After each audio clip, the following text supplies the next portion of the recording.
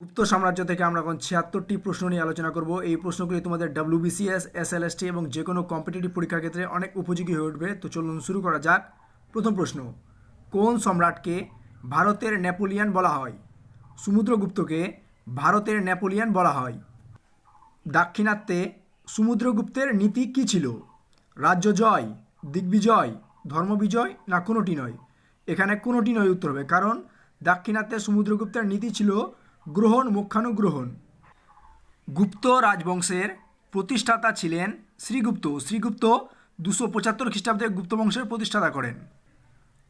কবি কালিদাস যার রাজসভায় ছিলেন তিনি হলেন চন্দ্রগুপ্ত বিক্রমাদিত্য, অর্থাৎ দ্বিতীয় চন্দ্রগুপ্তের রাজসভায় ছিলেন। এছাড়াও তোমরা এটাও মনে রাখতে পারো যে দ্বিতীয় চন্দ্রগুপ্তের রাজসভায় নবরত্ন ছিল, যেমন আকবরের রাজসভায় যেমন নবরত্ন ছিল তেমনি দ্বিতীয় চন্দ্রগুপ্তের রাজসভায়ও নবরত্ন ছিল।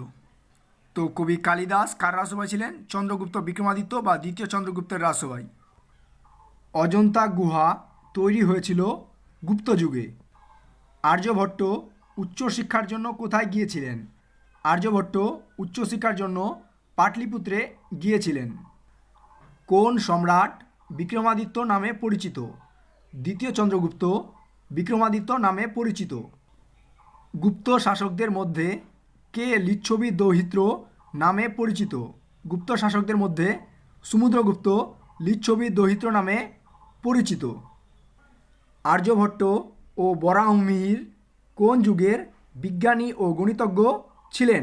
আর্যভট্ট ও বরাহমিহির গুপ্ত যুগের বিজ্ঞানী ও গণিতজ্ঞ ছিলেন।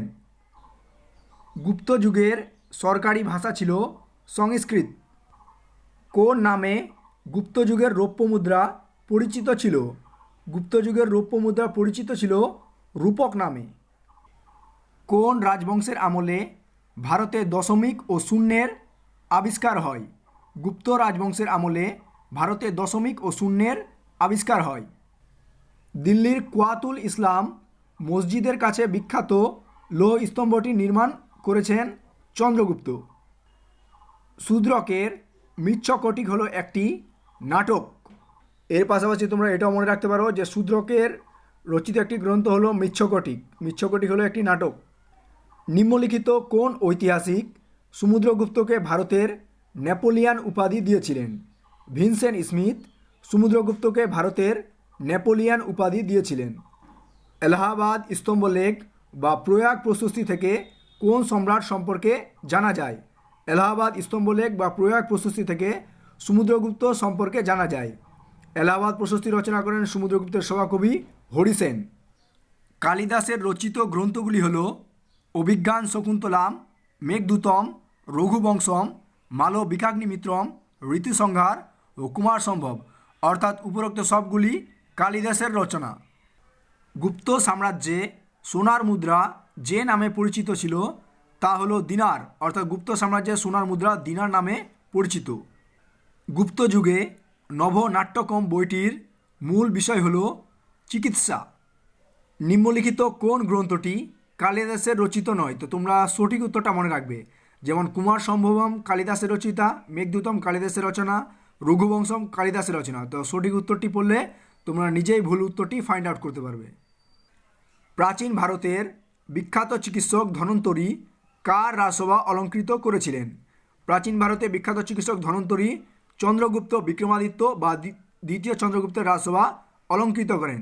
দ্বিতীয় চন্দ্রগুপ্তের রাজসভায় ছিল নবরত্ন এবং আকবরের রাজসভায়ও ছিল নবরত্ন।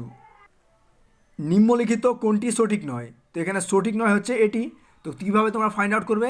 তো তোমরা মনে রাখবে যে টোডরমল ছিল আকবরের রাজসভায়, চাণক্য ছিল চন্দ্রগুপ্ত মৌর্যের রাজসভায়, হর্ষবর্ধন ছিল হিউয়েন-সাংয়ের রাজসভায়। দশমিক সংখ্যা ব্যবস্থা এবং শূন্য সম্পর্কে ধারণা ভারতের কোন রাজবংশের আমলে আবিষ্কৃত হয়েছিল? দশমিক সংখ্যার ব্যবস্থা এবং শূন্য সম্পর্কে ধারণা তৈরি হয়েছিল গুপ্ত রাজবংশের আমলে। কুমার সম্ভবম মহাকাব্য রচনা করেন কালিদাস। বীজগণিত আবিষ্কার করেছিলেন আর্যভট্ট। হরিসেন কার সভাকবি ছিলেন? হরিসেন সমুদ্রগুপ্তের সভাকবি ছিলেন। এলাহাবাদ প্রশস্তি রচনা করেন হরিসেন। হরিসেন ছিলেন সমুদ্রগুপ্তের সভাকবি। নিম্নলিখিত ব্যক্তিবর্গের মধ্যে কে গুপ্ত যুগে ঔষধ সংক্রান্ত বিদ্যার জন্য পরিচিত ছিলেন? সুশ্রুত গুপ্ত যুগে ঔষধ সংক্রান্ত বিদ্যার জন্য পরিচিত ছিলেন? গুপ্ত রাজাদের ক্রমানুসারে সাজা হতো। তোমরা এই সিকোয়েন্স ওয়াইজ মনে রাখতে পারবে না, তো তোমাদের মনে রাখতে হবে এইভাবে যে গুপ্ত বংশের প্রতিষ্ঠাতা করেন শ্রীগুপ্ত 275 থেকে 300 খ্রিস্টাব্দে, তার রাজত্বকাল ছিল। তারপরে আসলো ঘটোৎকচ গুপ্ত 300 থেকে 319, তারপরে আসলো প্রথম চন্দ্রগুপ্ত 320 থেকে 335, তারপরে আসলো সমুদ্রগুপ্ত 335 থেকে 380, সমুদ্রগুপ্তর পরে আসলো দ্বিতীয় চন্দ্রগুপ্ত 380 থেকে 414, তারপরে আসলো প্রথম কুমারগুপ্ত 414 থেকে 455, প্রথম কুমারগুপ্তের পরে আসলো স্কন্দগুপ্ত 455 থেকে 467। তোমরা এই সিকোয়েন্স ওয়াইজ মনে রাখবে। মঞ্জুশ্রী অবলোকিতেশ্বর মূর্তি সারনাথে অবস্থিত। গুপ্ত যুগে আমদানি দ্রব্য ছিল চীনা রেশম, ঘোড়া, হাতির দাঁত, অর্থাৎ উপরোক্ত সবগুলি গুপ্ত যুগে আমদানি দ্রব্য ছিল। গুপ্ত শাসক বসুবন্ধু পৃষ্ঠপোষকতা করতেন সমুদ্রগুপ্তের।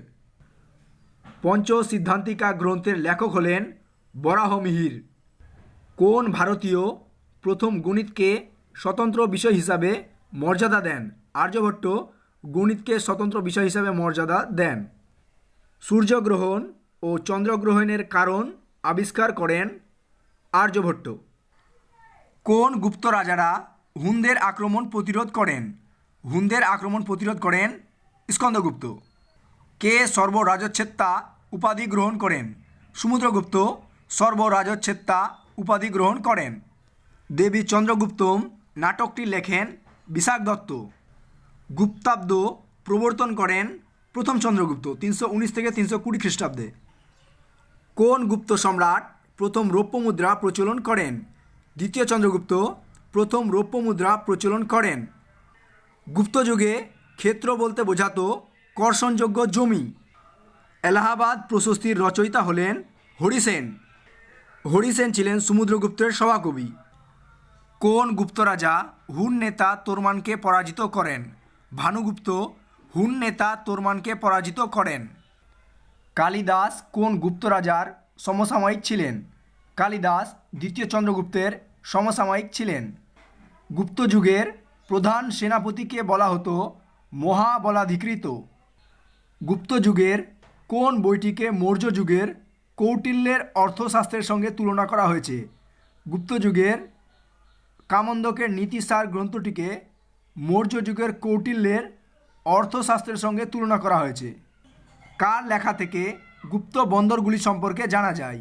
ফাহিয়ানের রচনা থেকে গুপ্ত বন্দরগুলি সম্পর্কে জানা যায়। আর্যমঞ্জু শ্রীপুল কল্পে কোন রাজাকে শ্রেষ্ঠ ন্যায়সম্পন্ন বিচারক বলে অভিহিত করা হয়েছে?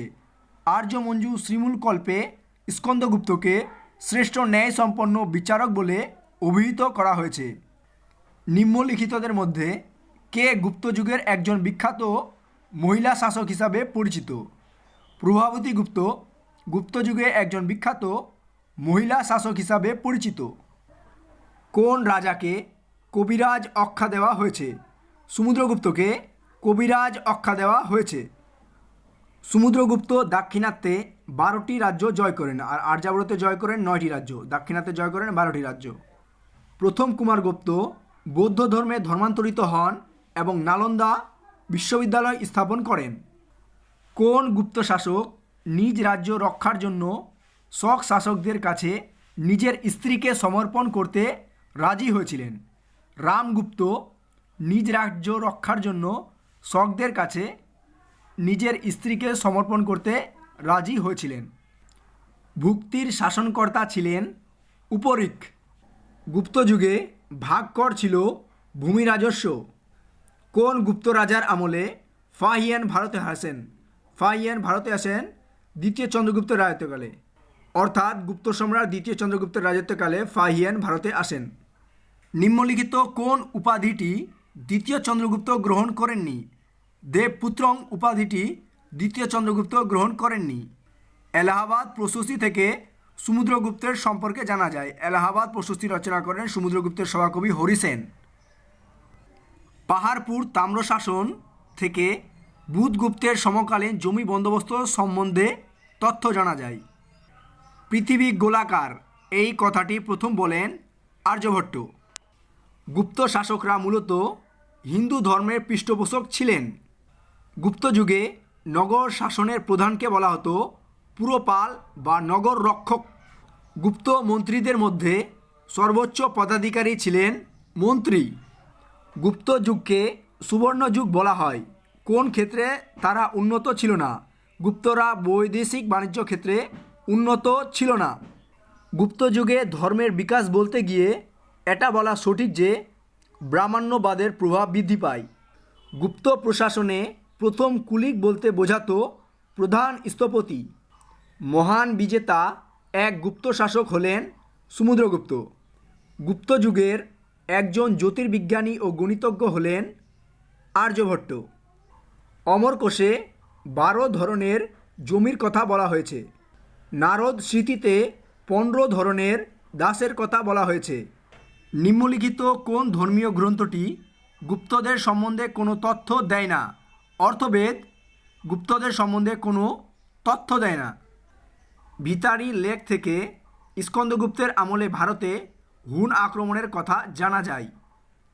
সমুদ্রগুপ্ত এরান স্তম্ভ লেক, দ্বিতীয় চন্দ্রগুপ্ত উদয়গিরির গুহা লেক, স্কন্দগুপ্ত জুনাগড় লেক, বুধগুপ্ত পাহাড়পুর তাম্রশাসন। পাহাড়পুর তাম্রশাসনের বৈশিষ্ট্য হল জমির উপর রাষ্ট্রের সার্বিক অধিকার। নালন্দা তাম্রশাসনের বৈশিষ্ট্য হল অগ্রহার দানের প্রাচীন রেকর্ড। পুনা তাম্রশাসনের বৈশিষ্ট্য হল জমি জরিপের প্রমাণ। এরান তাম্রশাসনের বৈশিষ্ট্য হল সতীর প্রথম উদাহরণ। গুপ্ত যুগের নবনীত্যকম পুস্তকটি ছিল ঔষধ সংক্রান্ত।